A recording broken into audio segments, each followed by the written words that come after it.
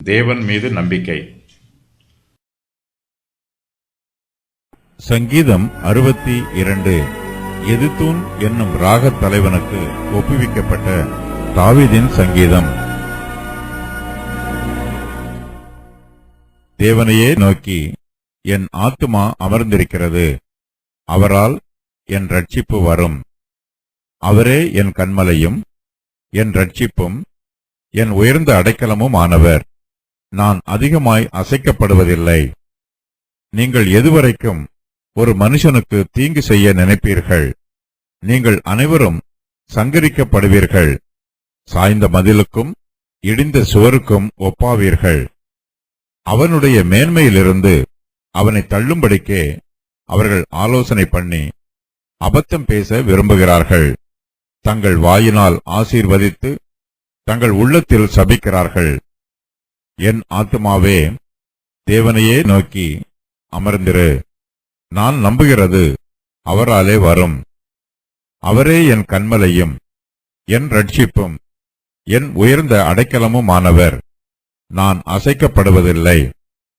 என் ரட்சிப்பும் என் மகிமையும் தேவனிடத்தில் இருக்கிறது. பலனான என் கன்மலையும் என் அடைக்கலமும் தேவனுக்குள் இருக்கிறது. தேவனையே நோக்கி என் ஆத்துமா அமர்ந்திருக்கிறது. தேவனையே நோக்கி என் ஆத்துமா அமர்ந்திருக்கிறது. அவரால் என் ரட்சிப்பு வரும். தாவீது தன்னுடைய ஜீவியத்தின் எல்லா சூழ்நிலைகளிலும் தேவனையே நம்பியிருக்கிறார். தன்னுடைய சகல நன்மைகளுக்கும் அவர் தேவனை மாத்திரமே நம்புகிறார். தாவீது இது பற்றி சொல்லும்போது, தேவனையே நோக்கி என் ஆத்துமா அமர்ந்திருக்கிறது என்று தன்னுடைய விசுவாசத்தை அறிக்கை செய்கிறார். தாவீதின் ஜீவியத்தில் பல துன்பங்கள் உண்டாயிற்று, நெருக்கங்கள் உண்டாயிற்று, ஆபத்துக்கள் உண்டாயிற்று. அவர் அநேக பிரச்சனைகளையும் பாடுகளையும் சந்தித்தார். இவை எல்லாவற்றிற்கும் மத்தியில் தாவீது தேவன் மீது மாத்திரமே தன்னுடைய நம்பிக்கையை வைத்திருக்கிறார். தாவீதின் ஜீவியத்தில் போராட்டங்கள் வந்தது. பல சமயங்களில் அவருடைய ஆத்துமா சோர்ந்து போயிற்று.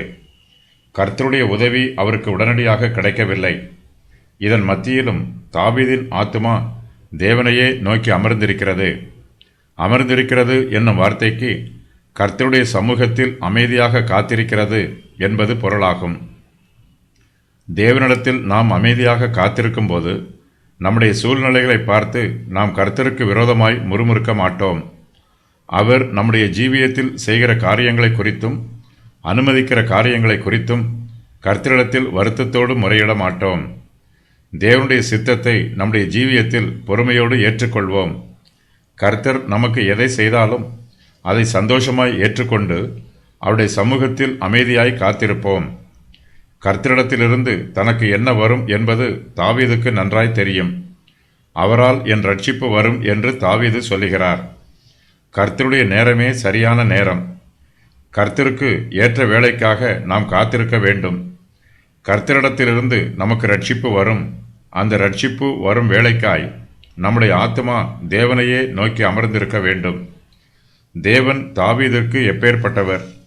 ரட்சிப்பு, கன்மலை, அடைக்கலம், நம்பிக்கை, மகிமை, பலனான என் கன்மலை, அடைக்கலம். அவரே என் கன்மலை, அவரே என் கன்மலையும் என் ரட்சிப்பும் என் உயர்ந்த அடைக்கலமுமானவர். நான் அதிகமாய் அசைக்கப்படுவதில்லை. தாவீதின் நம்பிக்கைக்கு ஒரு அஸ்திவாரம் உண்டு. அவர் தேவனை நோக்கி பயபக்தியோடு அமைதியாய் காத்திருக்கிறார். தேவனே தாவீதின் கன்மலை, அவரே தாவீதின் ரட்சிப்பு, தேவனே தாவீதின் உயர்ந்த அடைக்கலம். இந்த உலகத்தில் உள்ள எந்த சிருஷ்டியும் குறைபாடு உள்ளவையே. அவை நம்மை ரட்சிக்காது. தேவன் இல்லாமல் அவை ஒன்றுமில்லை. தாவீது இந்த சத்தியத்தை நன்றாய் அறிந்திருக்கிறார். ஆகையினால் அவர் மனுஷரை நம்பாமல், இந்த உலகத்தில் உள்ள வேற எந்த சக்திகளையும் நம்பாமல், அவர் கர்த்தரை பார்த்து, நீரே என் கன்மலையும் என் ரட்சிப்பும் என் உயர்ந்த அடைக்கலமுமாய் இருக்கிறீர் என்று விசுவாசத்தோடு சொல்லுகிறார். தாவீதின் விசுவாசம் சரியான அஸ்திவாரத்தின் மீது இருக்கிறது. தேவனே தாவீதின் விசுவாசத்திற்கு அஸ்திவாரமாயும் ஆதாரமாயும் இருக்கிறார். தாவீது தன்னுடைய விசுவாசத்தை தேவனாகிய கன்மலையின் மீது கட்டி எழுப்பியிருக்கிறார். ஆகையினால் நான் அதிகமாய் அசைக்கப்படுவதில்லை என்று விசுவாசத்தோடு சொல்லுகிறார். தன்னுடைய ஜீவியத்தின் எல்லா சூழ்நிலைகளிலும் தாவீது சிருஷ்டிகளை நோக்கி பார்க்காமல் சிருஷ்டிகரையே நோக்கி பார்க்கிறார். நீங்கள் எதுவரைக்கும் ஒரு மனுஷனுக்கு தீங்கு செய்ய நினைப்பீர்கள்? நீங்கள் அனைவரும் சங்கரிக்கப்படுவீர்கள். சாய்ந்த மதிலுக்கும் இடிந்த சுவருக்கும் ஒப்பாவீர்கள். அவனுடைய மேன்மையில் இருந்து அவனை தள்ளும்படிக்கே அவர்கள் ஆலோசனை பண்ணி அபத்தம் பேச விரும்புகிறார்கள். தங்கள் வாயினால் ஆசீர்வதித்து தங்கள் உள்ளத்தில் சபிக்கிறார்கள். தேவனே தாவீதுக்கு உயர்ந்த அடைக்கலமும் பலனுமாய் இருக்கிறார். அவரே தாவீதுக்கு இரட்சிப்பாய் இருக்கிறார்.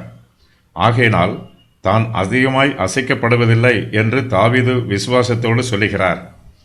தாவீதின் விசுவாசம் இன்னும் அதிகமாய் வளர்கிறது. ஒருவேளை தாவீது துன்பத்திலும் பாடுகளிலும் வேதனைகளிலும் விழுந்துவிட்டாலும் அதில் அவர் மூழ்கி போய்விடமாட்டார். கர்த்தரே தன்னுடைய இரட்சிப்பாய் இருக்கிறபடியினால் கர்த்தர் தன்னை இரட்சிப்பார் என்று தாவீது விசுவாசத்தோடு கர்த்தருடைய சமூகத்தில் அமைதியாய் காத்திருக்கிறார். தாவீதின் சத்துருக்கள் அவருக்கு விரோதமாய் தீங்கு செய்கிறார்கள். தாவீதை பிடிப்பதற்கு தீய ஆலோசனைகளை யோசிக்கிறார்கள்.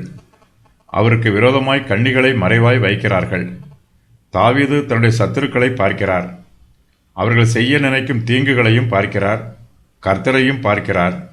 கர்த்தருடைய ரட்சிப்பையும் பார்க்கிறார்.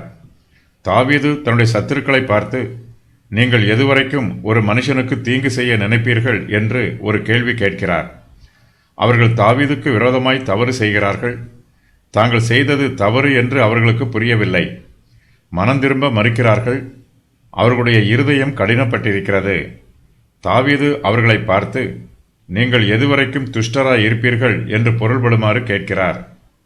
தாவீதினுடைய சத்துருக்களின் இருதயத்தில் பொறாமை நிரம்பி இருக்கிறது. இந்த பொறாமையே துர்க்குணமாக வெளிப்படுகிறது. தாவீது தன்னுடைய ஜீவியத்தில் செழித்திருக்கும் போது, முன்னேறும்போது அவர்கள் தாவீதின் மீது பொறாமைப்படுகிறார்கள். அவருக்கு விரோதமாய் தீங்கு செய்ய ஆலோசனை செய்கிறார்கள். தாவீதின் நல்ல பெயரை கெடுத்து போடுவதற்கு முயற்சி செய்கிறார்கள். தாவீது தன்னுடைய வாழ்க்கையில் முன்னேறி விடாதவாறு அவரை தடுப்பதற்கு அநேக தீங்குகளை செய்கிறார்கள். தாவீதின் சத்துருக்கள் பொய்யை விரும்புகிறார்கள். அவர்கள் அபத்தம் பேச விரும்புகிறார்கள். தங்கள் வாயினால் தாவீதை ஆசீர்வதிக்கிறார்கள். தாவீதை முகமுகமாய் பார்க்கும்போது அவரை புகழ்ந்து பேசுகிறார்கள். ஆனால் அவர்கள் தங்கள் உள்ளத்திலோ தாவீதை சபிக்கிறார்கள். தாவீதின் சத்துருக்கள் அவருக்கு தீங்கு செய்ய நினைக்கிறார்கள். தாவீதுக்கு முன்பாக வரும்போது அவரை வெளிப்படையாக ஆசீர்வதிக்கிறார்கள். ஆனால் தங்கள் உள்ளத்திலோ அவரை சபிக்கிறார்கள். மனுஷன் முகத்தை பார்க்கிறான், கர்த்தரோ மனுஷனுடைய இருதயத்தை பார்க்கிறார். தாவீது தன்னுடைய சத்துருக்களின் முகத்தையும் பார்க்கிறார், அவர்களுடைய உள்ளத்தையும் பார்க்கிறார். தேவன் தம்முடைய பிள்ளைகளுக்கு இரட்சிப்பாய் இருக்கிறார்.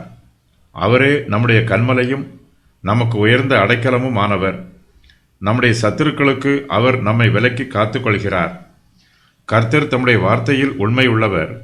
மனுஷர் நமக்கு விரோதமாய் தீங்கு செய்ய நினைத்தாலும் கர்த்தர் நம்மை பாதுகாக்க வேண்டும் என்று தீர்மானித்திருக்கிறார். கர்த்தருக்கு விரோதமாய் சத்துருக்களால் ஒன்றும் செய்ய முடியாது. நம்முடைய ஜீவியத்தில் பிரச்சனைகளும் ஆபத்துக்களும் நெருக்கங்களும் வரும்போது நாம் மனுஷர் மீது நம்பிக்கை வைக்கக்கூடாது. தேவன் மீது மாத்திரமே நம்பிக்கை வைக்க வேண்டும். மனுஷரை நம்புவது நமக்கு பேராபத்தாய் முடியும். தாவீது தன்னுடைய சத்துருக்களை பற்றி சொல்லும்போது, நீங்கள் அனைவரும் சங்கரிக்கப்படுவீர்கள் என்றும் நீங்கள் சாய்ந்த மதிலுக்கும் இடிந்த சுவருக்கும் ஒப்பாவீர்கள் என்றும் சொல்லுகிறார். தேவன் தம்முடைய சத்துருக்கள் மீது நீதியான நியாய தீர்ப்பை கொடுப்பார். நம்மை பகைக்கிறவர்கள் நம்முடைய தேவனையும் பகைக்கிறார்கள். நமக்கு தீங்கு செய்கிறவர்கள் தேவனுக்கு விரோதமாயும் தீங்கு செய்கிறார்கள். கர்த்தர் அவர்களை நீதியாய் நியாயம் விசாரித்து அவர்களை சங்கரித்து போடுவார். இது தேவனுடைய நீதியான நியாய தீர்ப்பு. சவுலும் அவருடைய வேலையாட்களும் தாவீதுக்கு விரோதமாய் தீங்கு செய்தார்கள். கில்போவா மலையின் மேல் பெலிஸ்தர்கள் சவுலையும் அவருடைய வேலையாட்களையும் கொன்று போட்டார்கள். தாவீது தன்னுடைய சத்துருக்களை பார்த்து, நீங்கள் அனைவரும் சங்கரிக்கப்படுவீர்கள் என்று தீர்க்க தரிசனமாய் சொன்னார். அந்த வார்த்தையின் பிரகாரமாய் சவுலும் அவருடைய மனுஷரும் சங்கரிக்கப்பட்டார்கள். தேவனுடைய சபை கண்மலையாகிய இயேசு கிறிஸ்துவின் மீது கட்டி எழுப்பப்பட்டிருக்கிறது. இது நிலைத்து நிற்கும். தேவனுடைய சபைக்கு விரோதமாய் யுத்தம் பண்ணுகிறவர்கள் சாய்ந்த மதிலுக்கும் இடிந்த சுவருக்கும் ஒப்பாவார்கள். சத்துருக்களுக்கு வலுவான அஸ்திவாரம் இல்லை. அவர்கள் திடீரென்று கீழே விழுந்து விடுவார்கள். சாய்ந்த மதிலிலும் இடிந்த சுவரிலும் அவர்கள் சிக்கிக்கொண்டு அழிந்து போவார்கள். தங்களுக்கு எது பாதுகாப்பானது என்று சத்துருக்கள் நினைத்தார்களோ அதுவே அவர்களை அழித்து போடும்.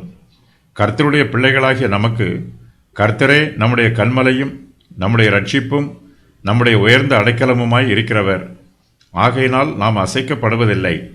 கர்த்தரை நம்பி நிலைத்திருக்கிறவர்கள் ஒருபோதும் கீழே விழமாட்டார்கள்.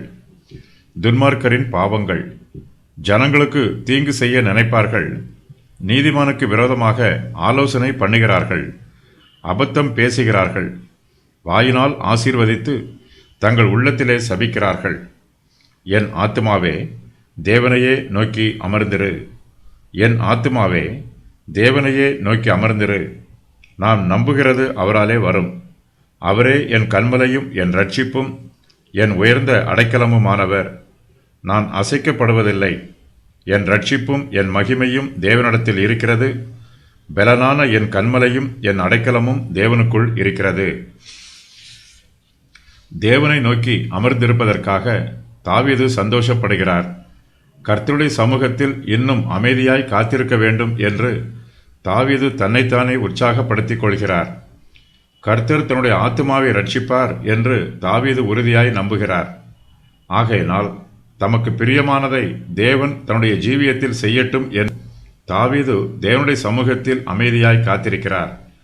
தாவீது கர்த்தர் மீதுள்ள நம்பிக்கையில், என் ஆத்துமாவே தேவனையே நோக்கி அமர்ந்திரு. நான் நம்புகிறது அவராலே வரும் என்று சொல்லுகிறார். தான் ஏற்கனவே தேவனை பற்றி சொன்னதை மறுபடியுமாய் சொல்லுகிறார். அவரே என் கன்மலையும் என் ரட்சிப்பும் என் உயர்ந்த அடைக்கலமுமானவர். நான் அசைக்கப்படுவதில்லை என்பதே தாவீதின் விசுவாச அறிக்கை. பவுலின் ஜீவியத்திலும் அநேக பிரச்சனைகள் உண்டாயிற்று. பவுல் அவை எல்லாவற்றையும் பார்த்து, இது எனக்கு ரட்சிப்பாக முடியும் என்று அறிவேன் என்று சொல்லுகிறார். அது உங்கள் வேண்டுதலினாலும் இயேசு கிறிஸ்துவனுடைய ஆவியின் உதவியினாலும் எனக்கு ரட்சிப்பாக முடியும் என்று அறிவேன். நான் ஒன்றிலும் வெட்கப்பட்டு போகாமல் எப்பொழுதும் போல இப்பொழுதும் மிகுந்த தைரியத்தோட ஜீவனாலாகிலும் சாவினாலாகிலும் கிறிஸ்து என் சரீரத்தினாலே மகிமைப்படுவார் என்று எனக்கு உண்டாயிருக்கிற வாஞ்சைக்கும் நம்பிக்கைக்கும் தக்கதாய் அப்படி முடியும். பிலிப்பியர் 1:19-20. தாவீது ஏற்கனவே கர்த்தரை பற்றி சொல்லி நான் அதிகமாய் அசைக்கப்படுவதில்லை என்று சொன்னார். இப்பொழுது அதை உறுதி பண்ணும் வண்ணமாய் நான் அசைக்கப்படுவதில்லை என்று மறுபடியும் சொல்லுகிறார். தாவீது கர்த்தருக்குள் உறுதியாய் நிலைத்திருக்கிறார். கர்த்தரை பற்றும் விசுவாசம் தாவீதுக்குள் உறுதியாய் இருக்கிறது. என் ரட்சிப்பும் என் மகிமையும் தேவனிடத்தில் இருக்கிறது என்று சந்தோஷமாய் சொல்லுகிறார். பலனான என் கன்மலையும் என் அடைக்கலமும் தேவனுக்குள் இருக்கிறது என்று சொல்லி கர்த்தரை துதிக்கிறார். தாவீதின் சந்தோஷம் கர்த்தருக்குள் இருக்கிறது. தாவீதுக்கு எவ்வளவு பிரச்சனைகள் வந்தாலும் அவர் கர்த்தருக்குள் களிகூர்ந்து கர்த்தருக்குள் வெற்றி சிறைக்கிறார். நம்முடைய மகிமையும் நம்முடைய ரட்சிப்பும் தேவனிடத்தில் இருக்கிறது. நாமும் தாவீதைப் போல கர்த்தரை நம்பி ஜீவிக்க வேண்டும். நம்முடைய ஆத்துமா தேவனையே நோக்கி அமர்ந்திருக்க வேண்டும். தேவனே நம்முடைய கன்மலையும் ரட்சிப்பும் உயர்ந்த அடைக்கலமும் ஆனவர். ஆகையினால் நாம் ஒருபோதும் அசைக்கப்படுவதில்லை.